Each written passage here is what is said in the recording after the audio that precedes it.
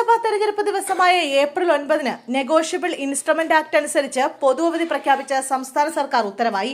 അന്ന് സംസ്ഥാനത്തെ വാണിജ്യ സ്ഥാപനങ്ങളിലെയും മറ്റ് സ്വകാര്യ സ്ഥാപനങ്ങളിലെയും എല്ലാ ജീവനക്കാർക്കും ശമ്പളത്തോടുകൂടി അവധിയായിരിക്കും. Kerala shops and commercial establishment act പ്രകാരമുള്ള എല്ലാ സ്വകാര്യ സംരംഭങ്ങൾ, സ്വകാര്യ വ്യവസായ കേന്ദ്രങ്ങൾ, മറ്റ് സ്വകാര്യ സ്ഥാപനങ്ങൾ എന്നിവയ്ക്കും അവധി ബാധകമാണ്.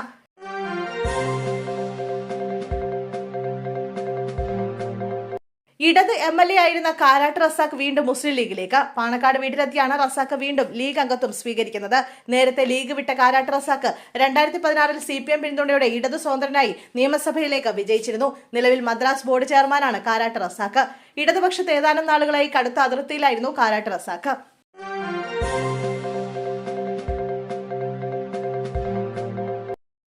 പാലക്കാട്ടെ മഹിളാ കോൺഗ്രസ് നേതാവ് BJPയിൽ. മഹിളാ കോൺഗ്രസ് പാലക്കാട് ജില്ലാ സെക്രട്ടറി ജയലക്ഷ്മിയാണ് BJPയിൽ ചേർന്നത്. ഷൊർണൂരിൽ വെച്ച് കേന്ദ്രമന്ത്രി സുരേഷ് ഗോപി പൊന്നാടി അണിയിച്ച് സ്വീകരിച്ചു. ഷൊർണൂരിലെ BJP സ്ഥാനാർത്ഥി ശങ്കുട്ടി ദാസിന്റെ പ്രചരണ പരിപാടിക്കിടെയാണ് ജയലക്ഷ്മി BJP അംഗത്വം സ്വീകരിച്ചത്. കോൺഗ്രസിൽ നിന്ന് നേരിട്ടത് വളരെ മോശം അനുഭവമെന്ന് ജയലക്ഷ്മി പറഞ്ഞു. സുരേഷ് ഗോപിയുടെ മകളുടെ വിവാഹ ഫോട്ടോ വാട്സാപ്പിലും ഇൻസ്റ്റാഗ്രാമിലും സ്റ്റോറിയിട്ടതിന്റെ പേരിൽ തന്നെയും കുടുംബത്തെയും കോൺഗ്രസ് നേതാക്കൾ അധിക്ഷേപിക്കുകയും ഭീഷണിപ്പെടുത്തുകയും ചെയ്തു. ഒരു കുറിയിട്ടതിന്റെ പേരിൽ പോലും തന്നോട് മോശമായി പെരുമാറിയെന്ന് ജയലക്ഷ്മി പറഞ്ഞു.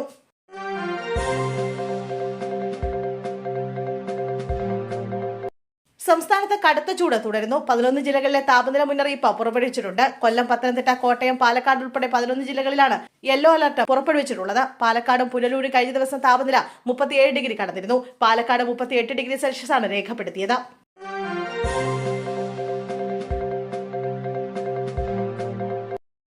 നിയമസഭാ തെരഞ്ഞെടുപ്പിൽ മത്സരിക്കണമെന്ന് താൻ നിർബന്ധം പിടിച്ചിട്ടില്ലെന്ന് കൊടിക്കുന്നിൽ സുരേഷ് MP.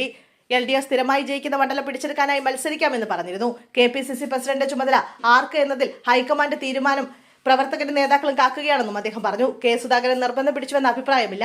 MPമാർ മത്സരിക്കണമെന്ന അധ്യായം അടച്ചു. തെരഞ്ഞെടുപ്പിന് ശേഷം ഇതിൽ മാറ്റമുണ്ടാകുമോ എന്ന ചോദ്യത്തിന് പ്രസക്തിയില്ല. KPCC പ്രസിഡന്റ് ചുമതല കൈമാറ്റ തീരുമാനം കേരളത്തിലെ പ്രവർത്തകരും നേതാക്കളും പ്രതീക്ഷിച്ചിരുന്നു. തീരുമാനമെടുക്കേണ്ടത് ഹൈക്കമാൻഡാണെന്നും കൊടിക്കുന്നിൽ കൂട്ടിച്ചേർത്തു.